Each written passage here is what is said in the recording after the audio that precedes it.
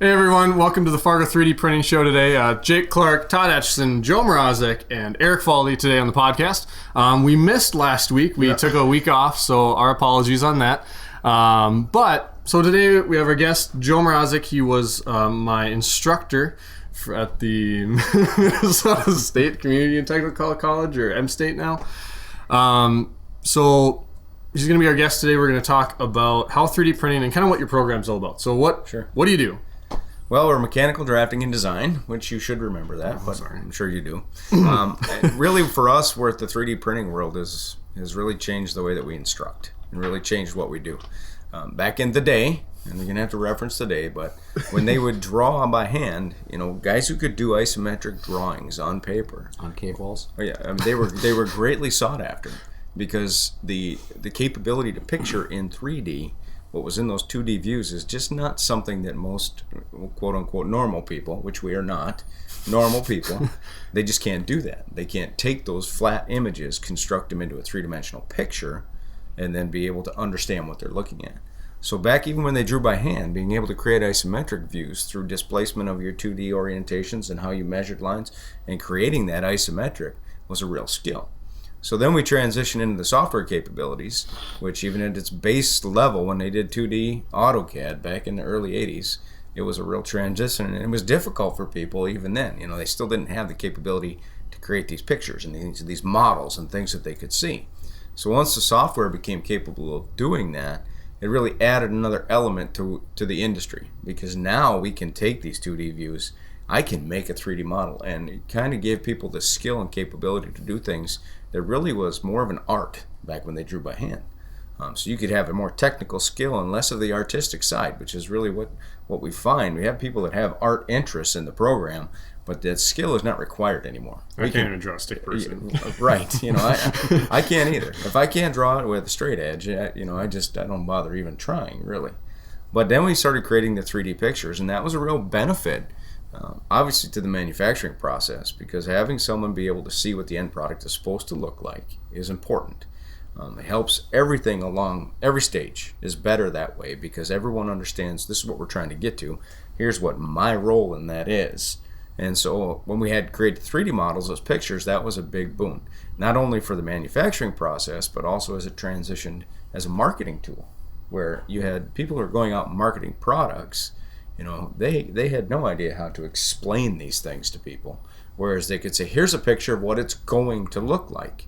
Okay, so we would start there, and the prototyping process back in the day was pretty much generally a 12-week process. You could assume from design to initial prototype, depending on the medium, depending on what you were generating, but just to plastics, for example, where my background is, you could assume it was basically 12 minutes from initiating the design concept to first prototype in their hands to look at, and then from there you make your revisions. Well, how did they make that? Did they make that prototype by how? It always started with your print. Again, your 2D print went to a tool maker, which actually it would go to a pattern maker first. Okay. They would then take this and usually construct it out of wood, and they would have to take all the dimensions. They would have to apply tolerance to them. They would have to build the pattern oversized so that they could then take it into, say, a casting process. So you had build the pattern oversized. They would calculate shrink for the wood, shrink for the metal, oversize build this thing. Then they would cast it into metal. Then from the metal they'd pull the prototype. So you get a 3-step process where you're stacking tolerances and everything else all the way along the line. Once they got that first prototype, oftentimes what they would do is then often change the drawing to match the prototype. Because as long as it was functional, that's really all that mattered. If we had a functional product, it doesn't matter if it matches the numbers that we had originally designed it to. If it's functional, well, it's easier to go back and fix the print than to go through this whole complicated process again where, okay, let's change the pattern, okay, let's recast the thing. So it really has added a lot to that. Now, obviously, in an educational setting, you can't do that. Yeah. You don't have a foundry, you don't have a pattern maker, you don't have full machine shops to do that stuff. So when the 3D printing first, it's been around for how long? 1984, 86. 84, 86. We got our first powder-based printer in 2002, I think it was, and we thought it was pretty cool. Mm-hmm. It was awesome, but it had, they've got limitations. They all do. So it was a big step for us. So now we've got a 3D model. Now we can actually take it and print it into something.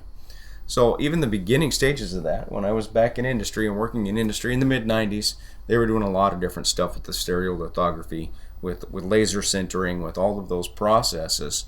Time-consuming, machine-intensive, money-intensive, and it was better, but it still wasn't the answer. So for us, it was kind of nice to be able to get into a 3D printing world where we could take any model we want, slice it up, print it into powder. Yeah. And now we've taken it to the next step, where the medium has really changed and it's become extremely simple. These you see sitting behind us, where it's a plastic or a PLA or any type of filament that can be heated and extruded or melted or bonded, or it's virtually endless what they're doing with it. So now for us, we've gone from this not having any capability to do 3D, to be able to draw pictures of 3D, to print stuff in powder medium that, it was nice, but it's not really functional. Okay, to now be able to say I can print something that actually could be used as a product. So in education, it's really been a big boon for us. And the cost of what we're looking at when we buy these printers, the maker $2,200, $2,500 range, that powder printer was $20,000 10, 12 years ago. So you even look at that and it's crazy where it's gone. But it's really increased the capability of what we do. So we focus on 3D design. I mean, that's really what we do in our particular program. But we don't limit it to just manufacturing, although a lot of people that come through the program, that's kind of their interest. But what I always tell people with 3D printing is these that you see sitting back here, they're boat anchors. These are boat anchors, in all honesty. Unless you have a skill set that allows you to draw and design and create it, you might as well leave it on the bottom of the ocean, because it's not going to do you any good. If you can't create the geometry, you can't draw, you can't design, then it's not really it's a worthless machine at that point. Yeah, but it's for more us, of a trinket machine. Yeah, I mean, really it is. It's what can I pull offline, and is it what I want, and is it cool enough for me to spend money printing it? Yeah. Versus what am I going to design as part of a product that I'm going to use? So that's what we've really done with it now, and we'll have 4 of these, all bought from Fargo 3D printing. And so it's really expanding what we're going to be able to do in the classroom, even in the classroom. Because what classes you actually are using it in? Like what are you incorporating? Because I know you have an actual 3D printing class that you have, but what else is it going into? It's good. Well, we'll tease them a little bit at the end of the first year. Reverse engineering project class. Oh, okay. The lift stand, you remember that? Yeah, I do. At the end of the semester, they'll get their first taste of it, because then they'll be able to take their 3D model. We're going to let them slice it up and print it as a whole on the printer. So they'll have their little model at the end of this semester, which is kind of the first taste. But then starting that second fall semester, when we really get into the design side of it, okay, up until that point, more or less the first year, you're learning software, you're learning rules, you're learning standards, you're learning dimension. How to draw. Then it's all regurgitation, really. That first year is really what it is. But starting in the second year, we move away from that. We get into the advanced design skills, the advanced software, and then you actually start creating, like we do in tool design. You draw a tool, and that's where it's going to become cool, because then you're going to take that tool and you're going to print it. And you're going to put it together, and you're going to see what the thing does. Yeah, you'll know pretty quick whether you made it right or not. Right. You'll have at least some idea. And then we're working with, obviously, plus or minus 20 on the MakerBot for tolerance. Yeah, at least plus 20. It's still not industry accurate, but it's good enough that they can do it. So then they'll really be able to put their design in motion by taking the pieces and put it all together. And okay, so it's a big boy's Lego toy at that point, really. But it's not, because it's something that you designed. It's something that you drew, that you did, and that's what makes it really tie all together. So from the tool design class, then we're into the final project class, and then I'm assuming people will print a lot of their project stuff as they go. The actual printing class, I've got a 2-credit printing class because we had to have something to get it in there, but it's going to expand beyond that. Those 2 credits are not possibly going to be able to consume the capabilities of these 4 machines. It's just not going to work. Yeah. Well, yeah. Have you actually had some instances where, for me learning with the powder machine, we were printing off a jig or a tool, and we're like, oh, this is going to fit perfectly, and we're because we had it pretty much flush in the drawing, and then we went and put it in there, and then, tolerances. Have you had that already? I know we had it in our class. Have you had students, kind of learn from that side of thing? Or Yeah, some of it. But really, we want to design with the intent that it's manufacturable. Mm-hmm. So we're going to run into those issues as we go. We'll never get away from that completely, because I don't necessarily want them to design something that'd be functional on the MakerBot. So I hate to tell them, okay, make it 40 thousandths larger than it should be, because that's a mile in our world. Yeah. So yeah, we've run into some of that, but that's what they make sanding blocks and drills and things like that for. Yeah. And some of the limitations too of the printer and the capabilities. A lot of what we do are threaded fasteners. We use threaded fasteners. The way our software generates threads, it doesn't make threads. Puts a nice little picture. It puts a picture, makes a bitmap. So do we want to take time to coil everything and subtract it all off so we can get? No. You go up to Max or you go to Harbor Freight and you buy a die set, right? And you crank them on there. So there's part of the learning process, though, because if you're going to cut teeth into that, then you better increase your wall thickness, right? In your shells, so you don't go into your... So that's where the sort of that learning process will come in, and it will force them to tie it together into what we're doing with the design. Okay, here's the end product. Okay, why didn't it work? And it may not be a design flaw. It may be a flaw in the printing process, but that's okay. Mm-hmm. That's okay. You still learn through the process of saying, I made this, it didn't work. How do I fix it? Because that's a big part of what our industry is about. Learning how to adapt to different situations that arise. Yep. You have to be willing, you got to be able to do it. And the other thing we're doing too now, we're printing fixtures for CNC to machine some of these parts for the MakerBot, which there's an absolute real life application. They're going to see the fruits of what they've done. They're writing the program for the CNC program, and they're designing the fixture to hold the piece.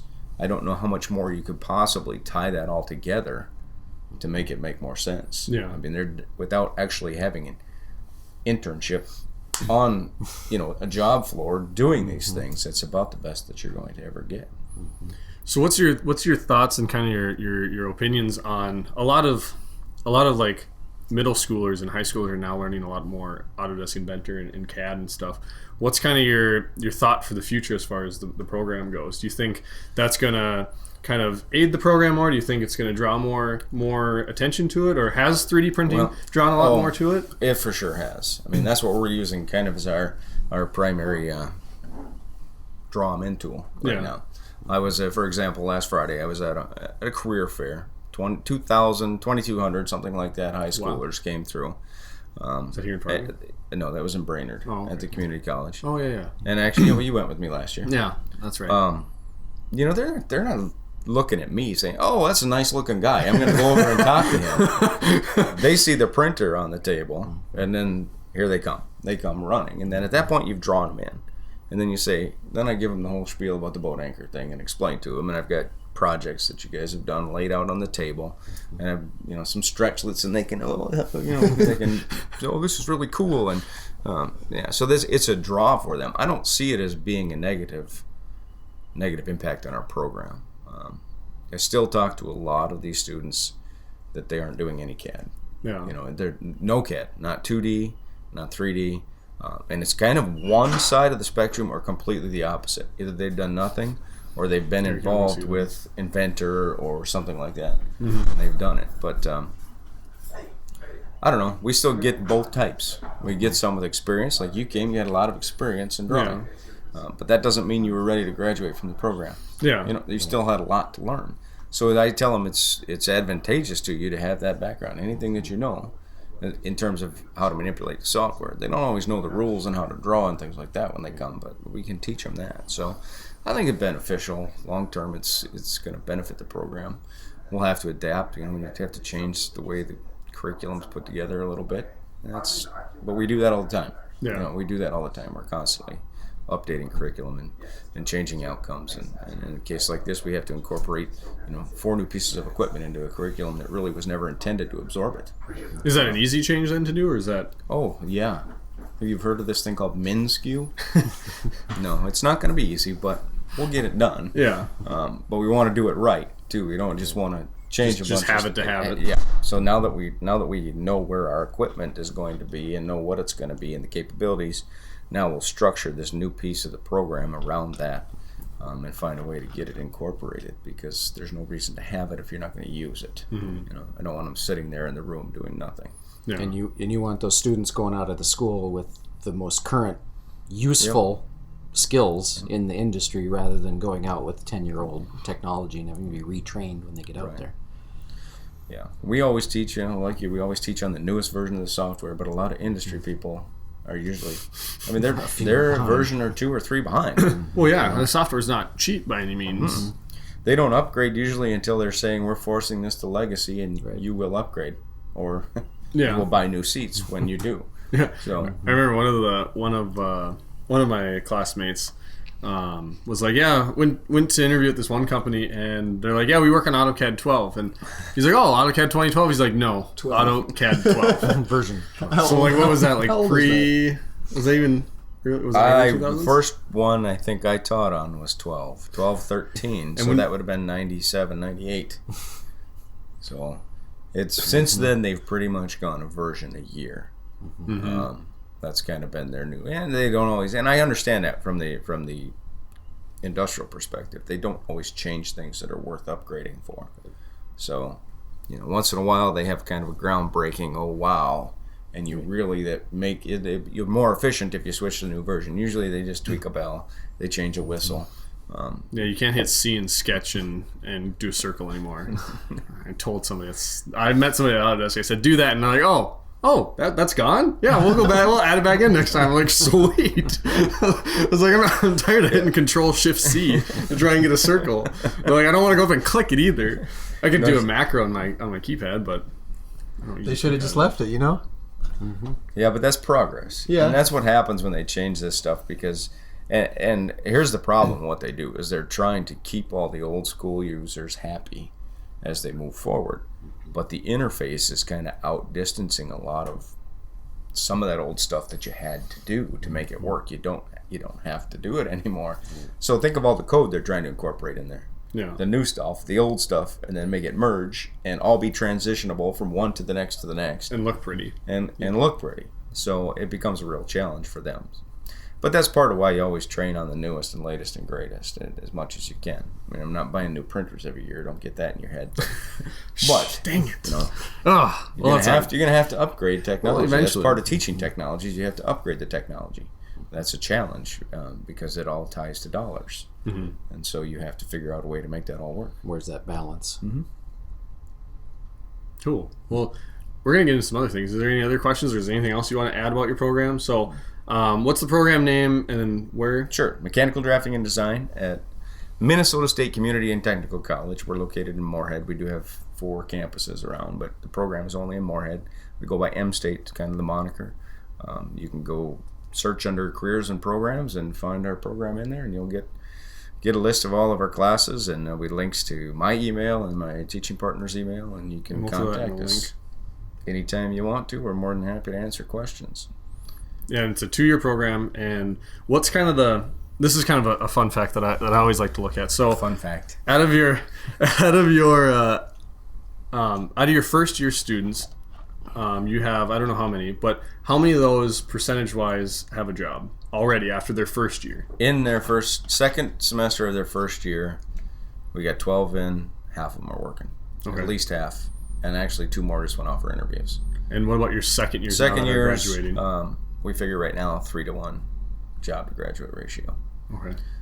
Varying fields within the engineering disciplines, not all in manufacturing, but they don't all want to go to work in manufacturing either. So we figure about 3-to-1 right now, graduate, 3 jobs for every graduate. So I think, I want to say, all but 2 have their full-time jobs waiting for them at this point. So I don't think the other ones can't. They just haven't yet. They just haven't started the process of really seeking positions out because they're there. But some people are picky. I only want to go here. I only want to go there. I only want to do this. I only want to do that. I don't want to do HVAC. And the more restrictions you put on it, and the tighter your parameter list is going to become, and the longer it takes to find exactly what you want. But they'll get jobs. Yeah, that's awesome to hear that after a 2-year program that because that was like me. I was one of the ones, and after my first year in my second semester, I already had a full-time job.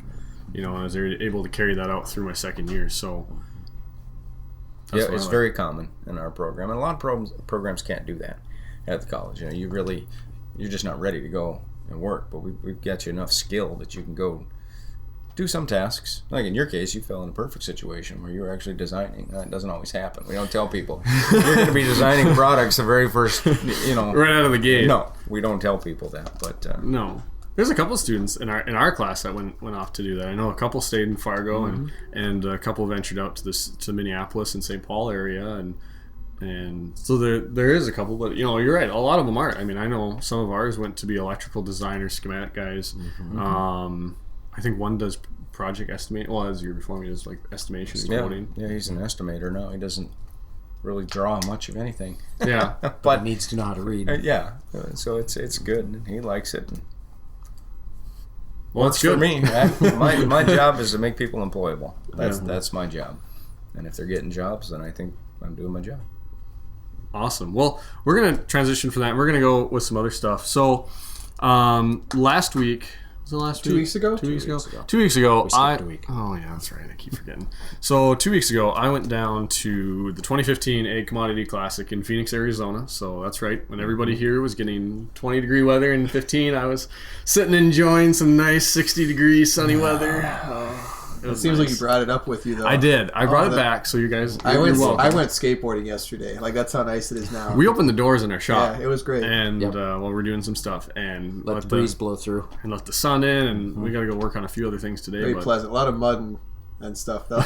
Everything's melting. But so I went to the Ag Commodity Classic last couple weeks ago, and so it was really interesting. I got to talk to some farm individuals that were curious about how 3D printing is going to impact the farming community, and there's really a couple ways that's going to happen. Kind of what I covered there was one way is the actual materials. So the materials that are used in 3D printing, at least the FDM side, PLA, polylactic acid. It's a corn-based biopolymer, so it's actually derived from corn. You can do switchgrass and some other things, but majority of it now in the States is from corn. So it's kind of cool to see. Now that, in the wide range of corn, PLA and 3D printing is a small percentage, but it's still cool to see that that's still part of where that can go. The second thing I really talked about is actually kind of a two-parter. Is one side of things is, let's say you're trying to restore, because do you have an older tractor from your What are you father? saying? No, because I thought you did. I thought you had an older tractor that you're maybe not. Anyway, I don't think so. Maybe it was Keith. Yeah, it probably was. But like on the older tractors, I think a couple of my uncles do this, where they'll actually fix them up and get them ready to go do it, like the Steam Threshers reunion we have up here in Rolog, Minnesota every year. Some of those parts you can't find anymore. So the one side of things is, okay, you can't find the parts. Well, somebody might have the CAD files, or somebody might be able to design them for you or scan them. If you have a good enough original piece, somebody can redraw it for you, and then you have a three-dimensional digital version that you can go print out in metal, plastic, or whatever, and you can actually fit that on there and paint it and make it look like it's the actual original part. I know Jay Leno does that. Jay Leno, yeah, he had a big thing on. He's got like 3 monster 3D printers. He has so many cars. He has like 100 cars, and they're all like classics. When he's got like the arm scanner. They printed a header for one of his cars, the one that I was watching. I mean, he's got some sick tools. Some rare one-off vehicles that there just weren't parts ever made for because they were so unique. Yeah. He actually had an Autodesk guy there in his shop who did the design and stuff for him on Inventor, and then sliced it out and sent it to his printer. You should look that up. I should. I know I've seen a couple, but I don't know if I've seen that one. But that's kind of one side of it. And the other side of the parts realm is, let's say you're out in harvest and your combine breaks down, or your grain cart, and you're like, oh, I really need this one piece, whether it's metal, plastic, whatever. That never happens. Well, just gotta get a bigger hammer and a welder. But so that part breaks. Well, you go to the dealership, and for whatever reason, they're out. They don't because have everybody else's is broken at the same time during harvest. So it breaks, and you're like, well, they're out. What am I going to do? And they're like, oh, it'll take 2 weeks to get here from John Deere, Case, or Caterpillar, or whatever. And in 2 weeks, there'll be 18 inches of snow on your crop. Mm-hmm. and where they can go, we can buy the CAD file from this parts guy, or we can go to this parts guy and he has the CAD file, and have them print it in metal or plastic. So that's kind of the sides that really farming. That was kind of the synopsis of what my speech and ordeal was down there, was talking about that. And there was two other guys with me that were talking as well. One was talking about Google Glass and how that's going to interact a little bit with the farming community. I don't remember his name. I don't remember his company. My apologies. But it was kind of cool to see, that technology, and how it's going to be interesting to see how the farmers are actually going to use it. As far as, this is what I need to do today, or hey, this is the crop I'm looking at right now. Can you tell me what's wrong with it, or so on and so forth. And actually talk to an agronomist in town where they're out in the middle of North Dakota or middle of Iowa, Minnesota, whatever. They can say, this is what the plant looks like, and you can have somebody wherever. Was it Google Glass though? Because I know it's kind of on the way out.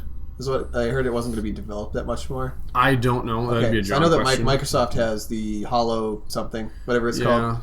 HoloLens. Sure.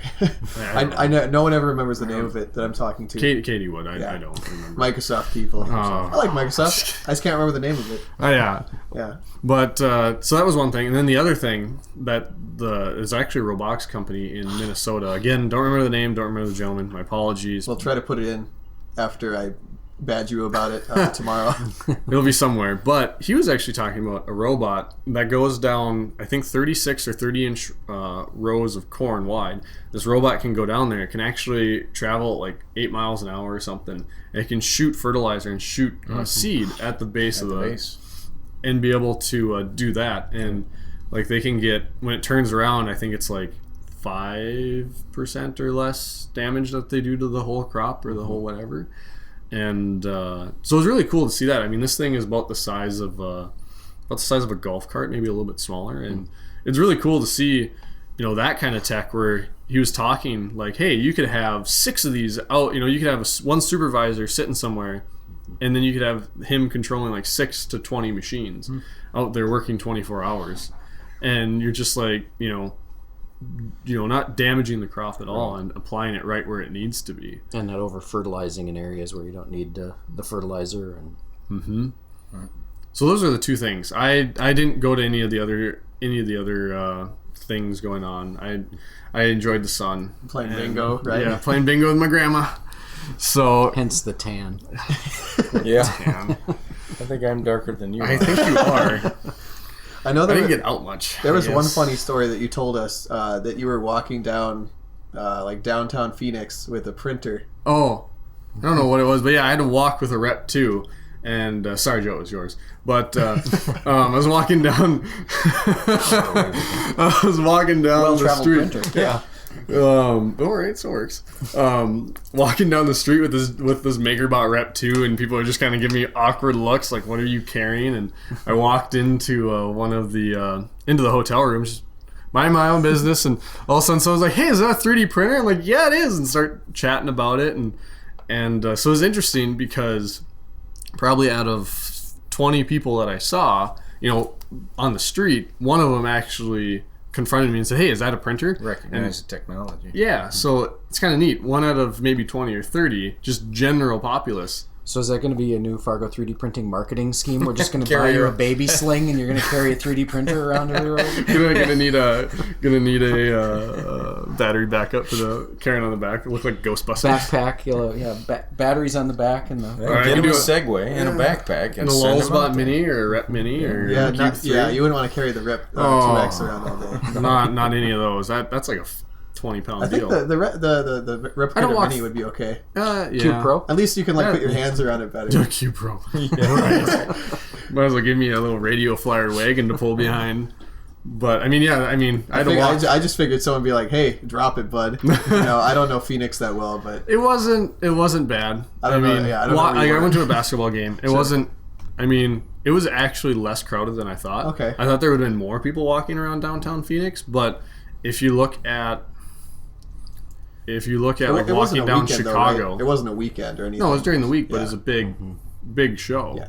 And just walking down the street, compared, like Chicago You compared get to heckled there. all the time. Well, no, in Chicago there's more people walking than in Phoenix, but Phoenix is still very vehicle centered and very spread out. It's not that typical downtown focused city like a lot of them are. yeah. So I mean, I had to walk 3 blocks one way, and 3 blocks Okay, back. that's not crazy. But No, but it was still carrying a printer. I was like, I don't know, I suppose. But so that was kind of my trip. I mean, it was fun. It was great to kind of hang out and talk with some farmers about the technology, and it's gonna be cool to see where in the future that goes with that. So, but does anybody else? I had one thing I was going to Yes. talk about. If you're done, the trip thing's done. Trip's Okay, done. I'm back. okay. I'm alive. I'm good. I don't have a tan. So Or a sunburn. No. Tan's okay. We talked about something. I guess it was 2 weeks ago now. Last week, just didn't end up doing a podcast. That was the first one we've missed. it is It's kind of surprising. out of like 25 now. I mean, a couple 26? times we Suppose would you're do. gonna blame me for that. No.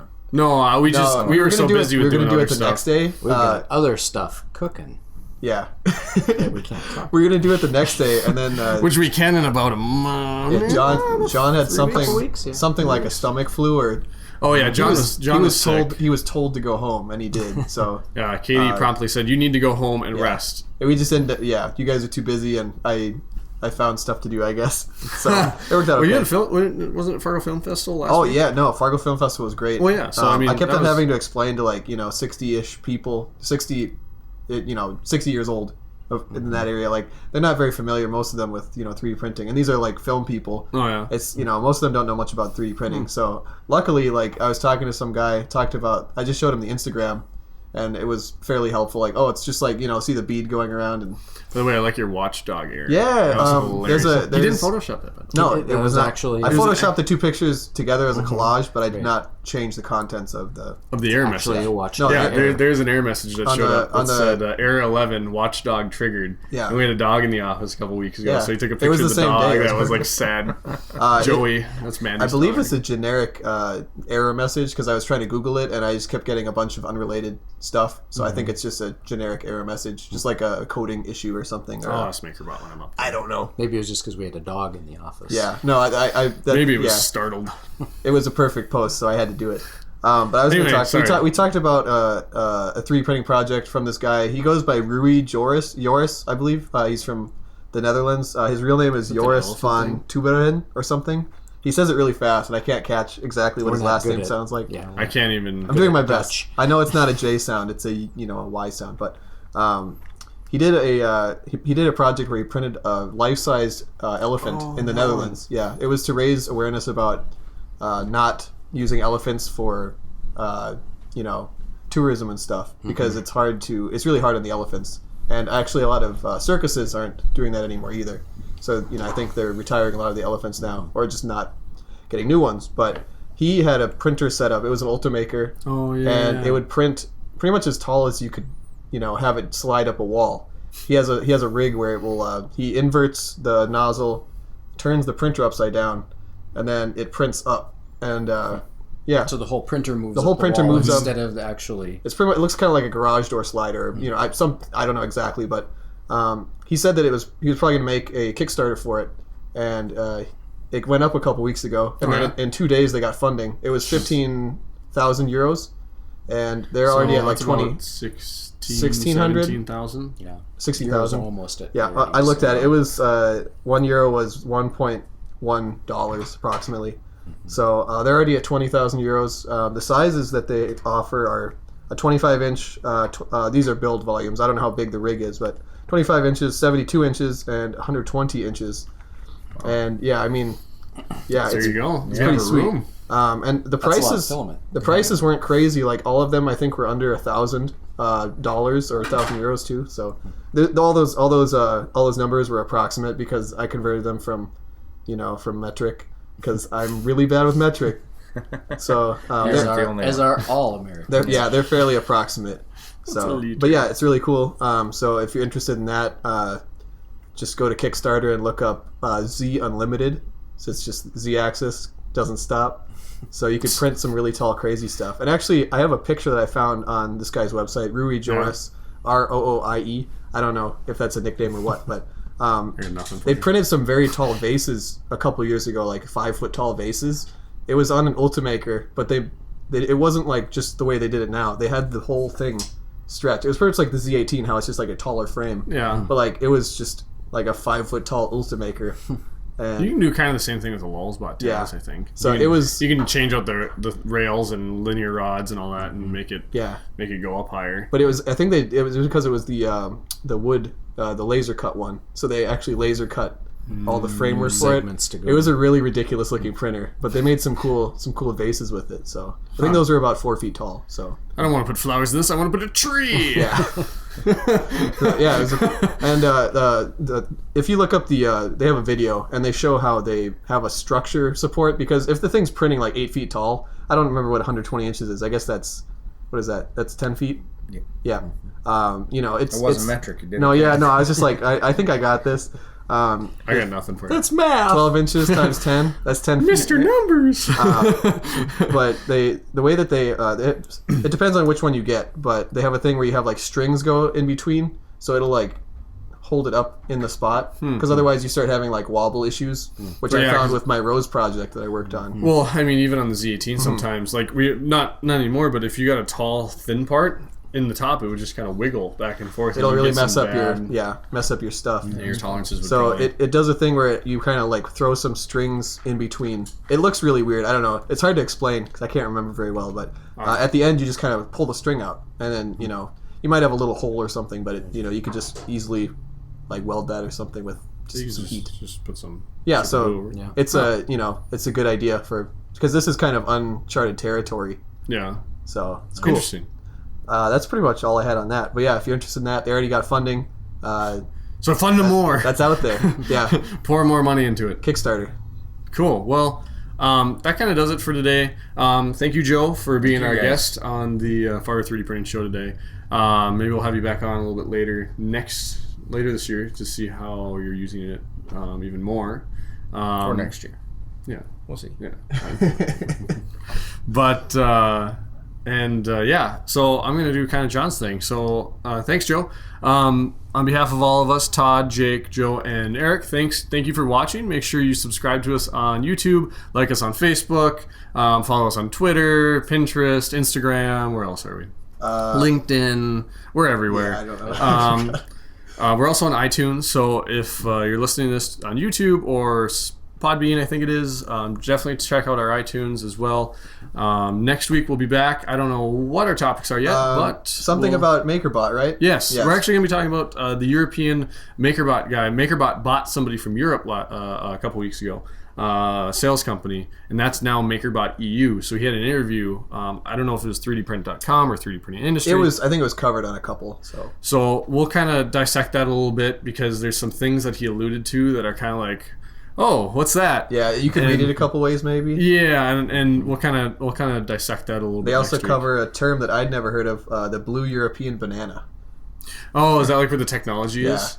But So- it's the funniest name ever, so we'll talk about that next What, the week. blue boomerang? Yeah. But yeah, so if you guys have any comments, put them down below, subscribe to us, and we'll see you next week.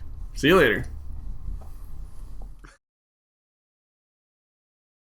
And that Rui Joris guy, or Joris, it's Swedish, I don't know, or something. Sure. I don't know. I'm just Yeah, guessing. we'll talk about him then. Or he's from the Netherlands. The Netherlands, yeah. Ready? Yep.